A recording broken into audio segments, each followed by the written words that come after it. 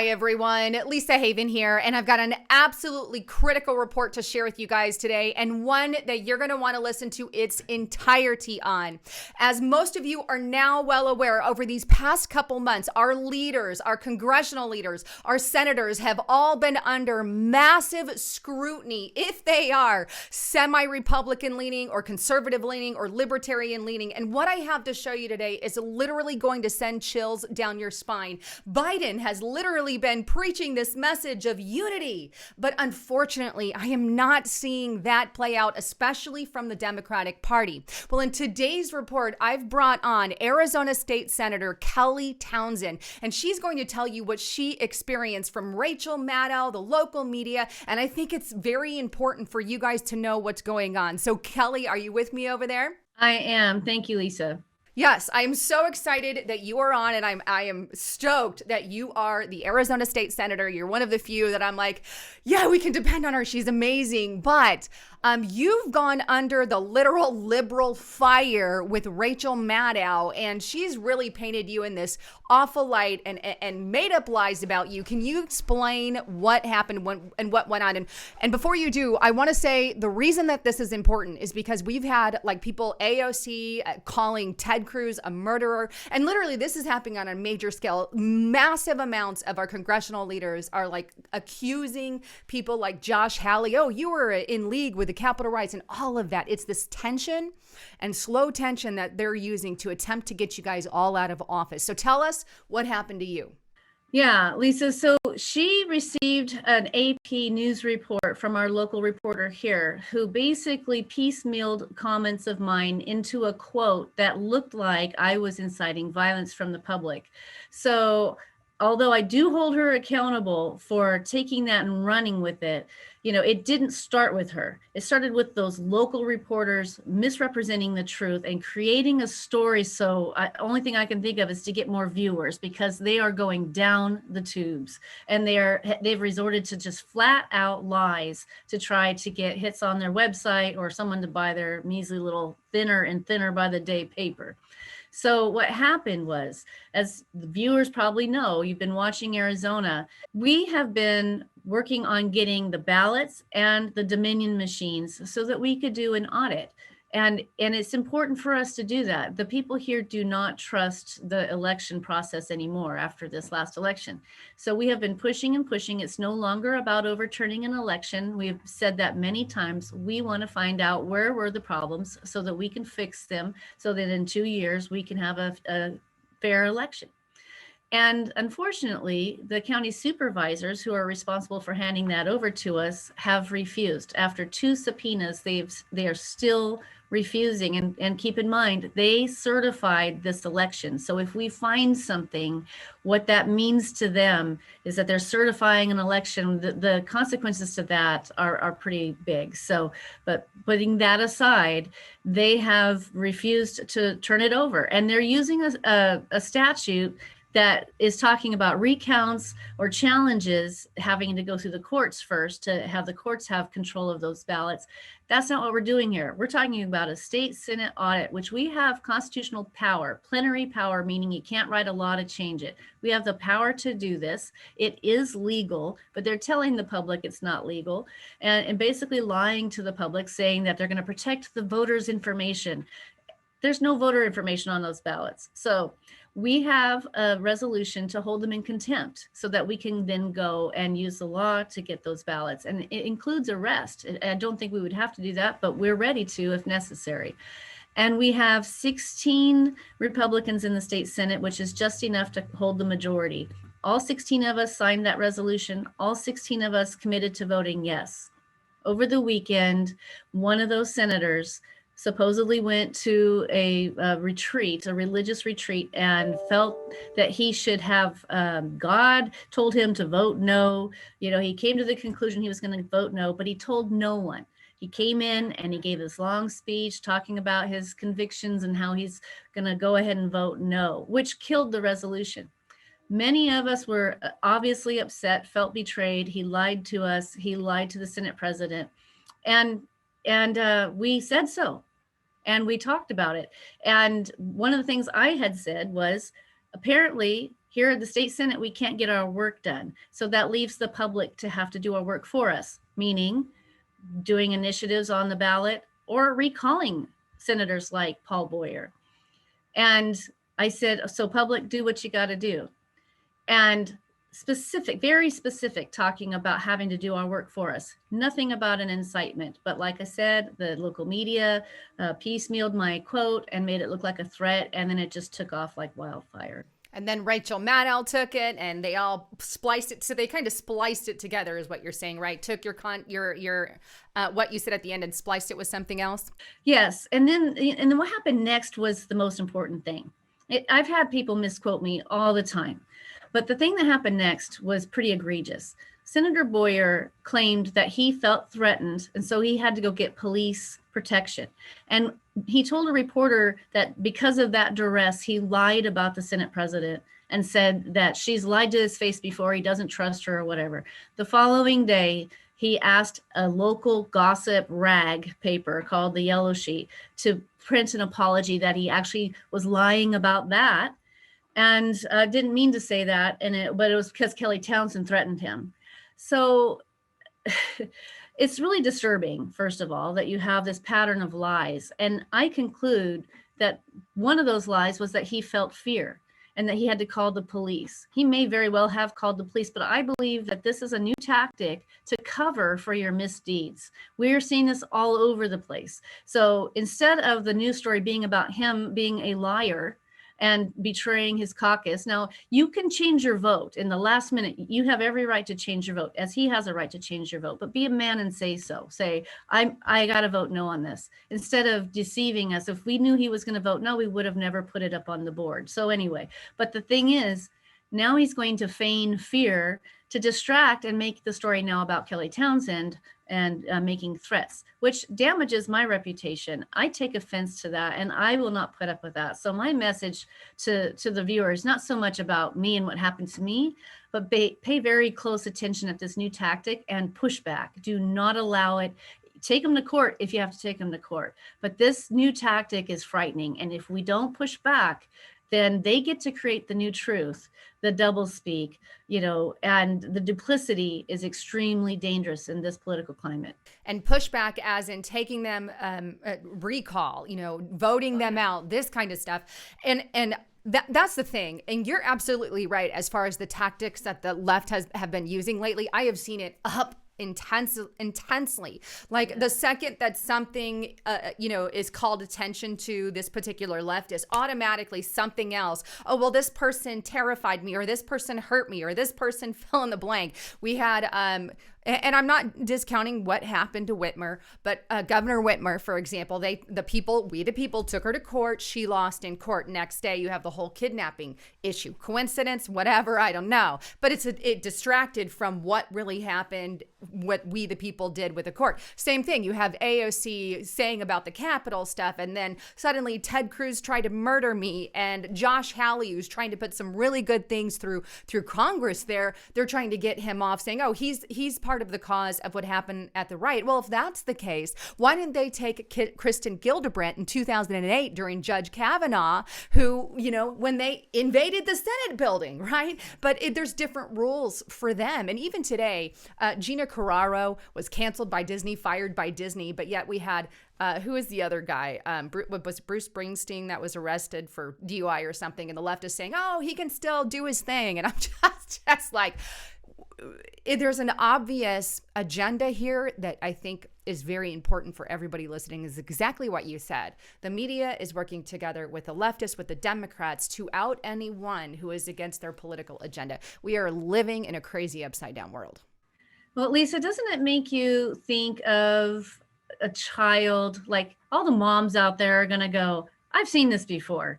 A kid does something and they know they're going to get in trouble, so they go and start crying, or they make a big scene and they try to distract from what they've done.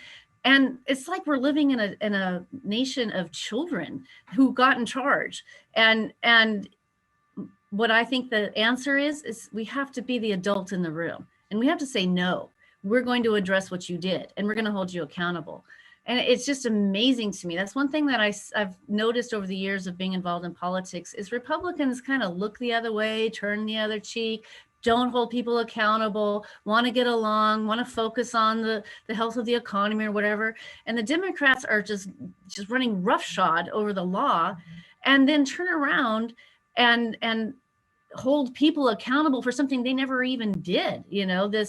This is crazy times, and I think it's time the Republicans and just Americans say enough. You can hear the mom's voice. All right, that's enough. And say no more of this. And you need to go by the Constitution, you need to go by the law, and you need to be held accountable for what you're doing. And we need to get back to being godly people, walking a straight line, and return to the way we were. And this whole open season on morals, and it's got to stop. We've got to stand up to it and do what's right. And I'm going to add this. For a number of years, we've been the do-nothing Republicans. That's just, unfortunately, the truth. I vote Republican when I go in. I've got libertarian views and conservative views as well. But it's just, they've literally done nothing. And I think that's really what's got us to the level that we're at now. There's a few in there like you and Hallie and, there are, Rand Paul. There's a lot of good ones in there, not many, who are doing something. But when you only have like 10 or so doing it, there's not much movement that can be made. And that's the unfortunate thing that I think a lot of Republicans are mad about as far as the Republican Party in general. And, which is why I'm excited that you are where you are, because you are not one of those do nothing Republicans. Well, let us be the pebble in the water where the ripples go out, right? And sometimes it takes a few to stand up, and then the others come along. And depending on if you're one of those pebbles or if you're a ripple, just do your part. Stand up and say no. I very calmly read a statement. I'm terrible at reading statements, but I read it to them in as calm a voice and loving a voice as I could, but the words were strong. You do not get to take my words, misconstrue them, and then ask me to unify with you and be respectful of you. If you do those things, I'm going to hold you accountable. So that was my warning. If they do it again, it's not going to be pretty. I'm discussing, what legal recourse I have, and I will pursue it if I feel that I need to do that. But if this continues on, they lied about the majority leader, that yellow sheet. They printed out that he had apologized to Senator Boyer. He never apologized, and he didn't have anything to apologize for. He was absolutely right, and his anger was righteous anger, and we all were betrayed by Senator Boyer. So you know what? The people in Senator Boyer's district are going to hold him accountable. It's his constituents that will hold him accountable. And there are 2 recalls being organized. I think there should just be one. They should join efforts, but 2 groups are seeking to recall them. I'm talking with someone later today who has committed $240,000 to recall him. And, if they want to come after any one of us, they can. And that's how this works. And that's what I meant. The public, it's in your hands.